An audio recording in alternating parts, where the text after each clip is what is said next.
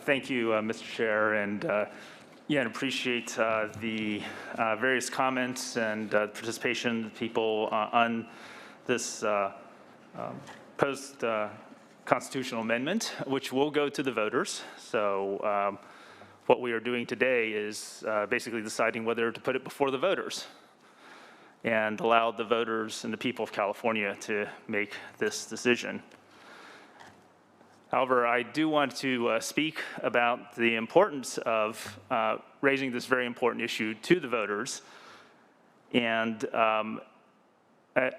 first of all, I just want to say, as a member of the Asian Pacific Islander community, that actually polling has shown that a majority of API support ACA 5 and placing it before the voters.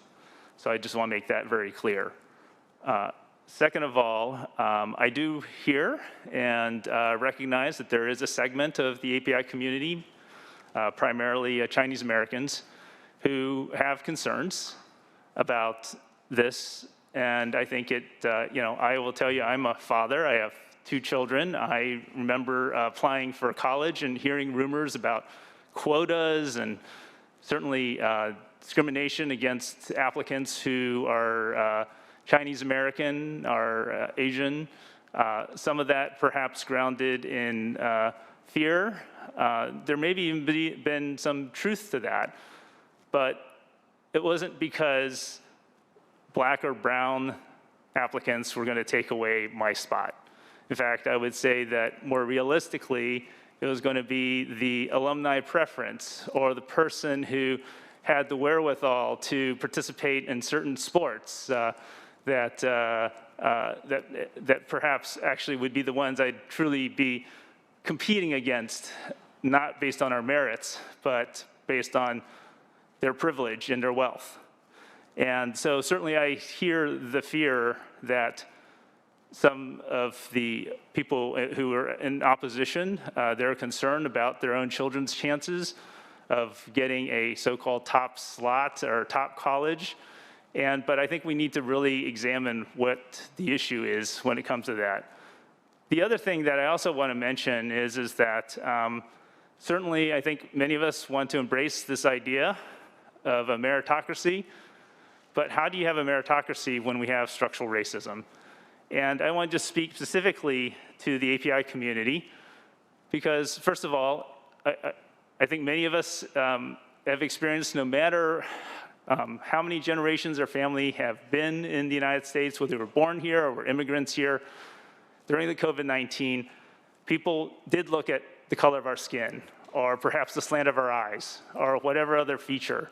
They didn't look more deeply, and they blamed us, and we were called foreigners and people who spread diseases, when we ourselves are the ones who are taking actually many the steps to help prevent the spread of the disease. And I hope that's a reminder that, unfortunately, as much as we may desire the situation, there is work to be done. The second thing I'd also want to mention is actually I chair the Select Committee on API Affairs. And when we had a hearing looking at essentially the glass ceiling for API. So let me just give one example. I appreciate your indulgence, Mr. Chair. I'm a physician, all right, and certainly applied to medical school. We can look around, and some Asians, I want to say only some, Pacific Islanders do not. Many of the Southeast Asians are underrepresented in medicine. My background is a child of immigrants from Taiwan. We probably are overrepresented in terms of proportion of the population. All right, and so when you look around at medical school classes, you look, and then I went on to be a faculty member at UC Davis. You look around at medical faculty and you go, oh, well, doing pretty well there, right? When you look at department chairs, not so well. When you look at deans, so think about it.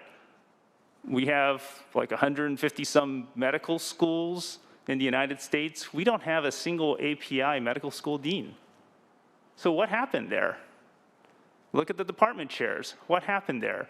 And so I guess I would raise the issue of, now, is it because Are we all so unqualified for promotion to serve in senior management positions, to serve as executives, to serve on corporate boards?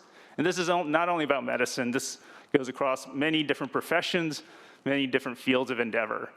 And I think that if we're not willing to have a conversation about how race plays into whether it's admissions to schools, our higher education, to our contracts with the government, to hiring, how can we also have that conversation about how race plays into the fact that many API also are not getting our fair chance to serve in leadership positions as well, whether it's in the private sector, in our professions, in other arenas.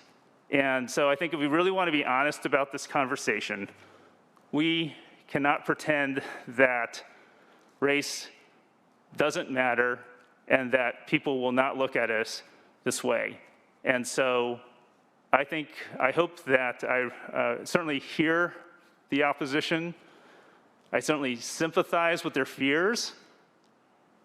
But I also think that if we're going to have an honest conversation about how race plays into the opportunities we provide people in our society, we need to pass ACA 5. So certainly I will be voting in support, and so that the voters can have their opportunity to weigh in on this. But I also ask that those who are in opposition to really think about what we need to do to address certainly opportunities for all Californians, but even for our own community, and how important the conversation around ACA 5 will be for even their own families and their own children and the opportunities they'll have. And certainly, again, I just want to reemphasize the API community at large does support ACA 5. Thank you.